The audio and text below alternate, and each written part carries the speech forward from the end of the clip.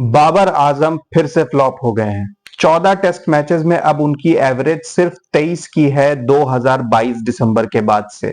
बाबर आजम का ये 3 साल का पैच हो गया है ऑलमोस्ट टेस्ट क्रिकेट में विदाउट 100 और इंटरनेशनल क्रिकेट में भी 2023 में अगस्त में नेपाल के खिलाफ बनाए हुए 100 के बाद भी अब 2 साल से ऊपर हो चुके हैं और बाबर आजम की कोई 100 नहीं आई। उनको ऑलरेडी T20 फॉर्मेट से ड्रॉप कर दिया गया है।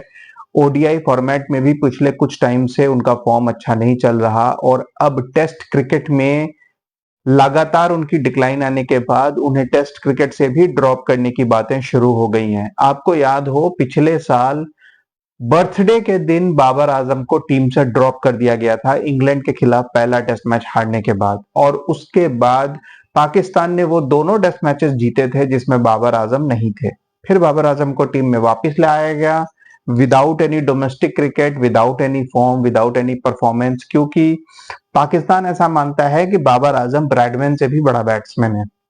बाबर आजम वापस आया और बाबर आजम फिर से बुरी तरीके से फ्लॉप रहा और पाकिस्तान की टीम फिर से टेस्ट क्रिकेट में हारना शुरू हो गई। तो बाबर आजम को ड्रॉप जिस बेसिस पे किया गया था, उनकी वापस सिलेक्शन किस बेसिस पे की, इसको जस्टिफाई करना मुश्किल है। लेकिन पाकिस्तान का इस टाइम का चेयरमैन, पाकिस्तान के सिलेक्टर्स दोनों के दोनों इतने बड़े चूतिए हैं कि इनसे सवाल करना भी मुश्किल है, क्योंकि इस वक्त पाकिस्तान में विद इन पीसीबीए मैं कहूंगा स्पेसिफिकली एक बहुत बड़ा इश्यू चल रहा है कि जर्नलिस्ट को बैन किया जा रहा है जो भी पीसीबी के इन चुतियापों को क्वेश्चन कर रही है। बाबर आजम जैसे घटिया बैट्समैन को इस वक्त टीम से ड्रॉप होकर डोमेस्टिक क्रिकेट खेलना चाहिए।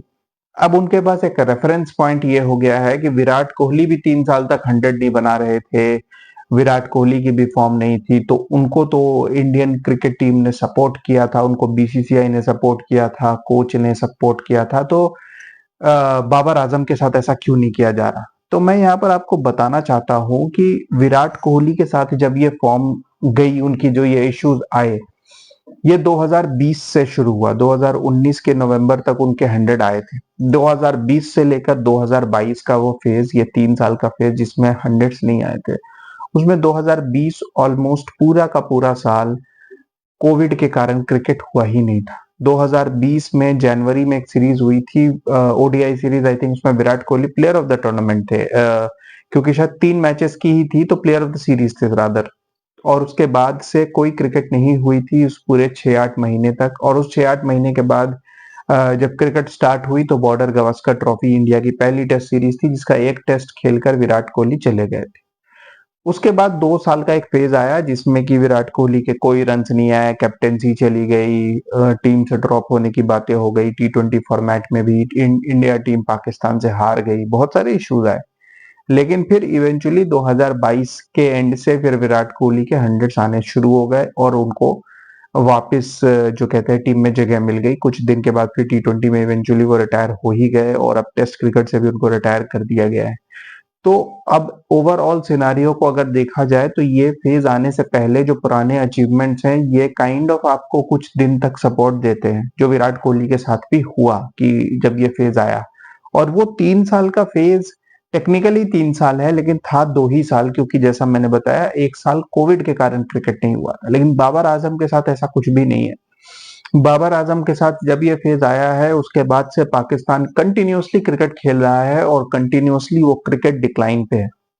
और इस डिक्लाइन के एक बहुत बड़े रीजन बाबर आजम भी है, क्योंकि बाबर आजम की बैटिंग के साथ साथ बाबर आजम ने अपनी लीडरशिप में भी टीम को बहुत बर्बाद किया, जो कि पहले भी हाईलाइट हो चुका है। उनकी साया कॉरपोरेशन के साथ जो डील्स थी, साया कॉरपोरेशन के साथ जितने भी प्लेयर्स थे अग्रीमेंट में, कॉन्ट्रैक्टेड प्लेयर्स जो भी थे, उन सबको जबरदस्ती टीम में रखा जाता था। बाबर आजम का कुछ फ्रेंड सर्किल भी है जिसमें इमामुल हक, शादाब खान, इस तरीके के ऑर्डिनरी क्रिकेटर्स थे जिनको की जबरदस्ती ओडीआई टीम में, टेस्ट टीम में रखा जाता था। और टीम जब तक इवेंचुअली हार हार के इस हालत तक नहीं पहुंच गई कि बाबर आजम से कैप्टेंसी छीन ली गई, बाबर आजम को टीम से ड्रॉप कर दिया गया।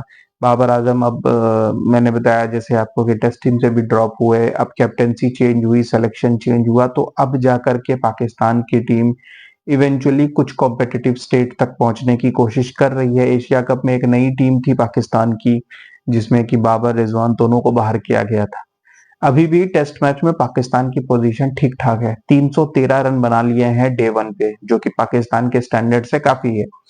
पाकिस्तान के 4 प्लेयर्स ने हाफ सेंचुरी भी बनाई, जिसमें कि आई वुड से कि क्लोज टू 100 के मार्क तक भी पहुंचे। 93 बनाए इमामुल हक ने, शान मसूद ने भी कुछ 70-80 ऐसा कुछ बनाया है। रिजवान और सलमान अली आगा दोनों हाफ सेंचुरी बनाकर नॉट आउट खेल रहे हैं। तो मतलब पिच ठीक है, क्योंकि बाबर आजम के पहले के बैट्समैन और बाद के बैट्समैन सबने रन बनाए हैं, लेकिन बाबर आजम पर्टिकुलरली फेल होते रहे हैं। और अब बाबर आजम अगर इस सीरीज में परफॉर्मेंस नहीं देते तो कोई बड़ी बात नहीं है कि उनको आने वाले सीरीज में टेस्ट टीम से ड्रॉप कर दिया जाए। उनको लेकर जितनी भी कंट्रोवर्सी और शोर शराबे हैं, क्योंकि पाकिस्तान के जो जर्नलिस्ट हैं, स्पोर्ट्स जर्नलिस्ट, वो बंटे हुए हैं। कुछ बिल्कुल बाबर आजम के प्रो हैं तो कुछ बिल्कुल बाबर आजम के एंटी हैं। लेकिन फिलहाल जो बाबर आजम की परफॉर्मेंस है, मेरे ख्याल से जो एंटी बाबर आजम है फिलहाल वही जीत रहे हैं। और अब बाबर आजम के लिए आने वाले जो 3 इनिंग्स हैं इस सीरीज की, वो बहुत इंपॉर्टेंट है, वरना शायद बाबर आजम लंबे टाइम के लिए टेस्ट टीम से बाहर हो सकते हैं, जैसे T20 से हुए। Keep watching guys, thank you.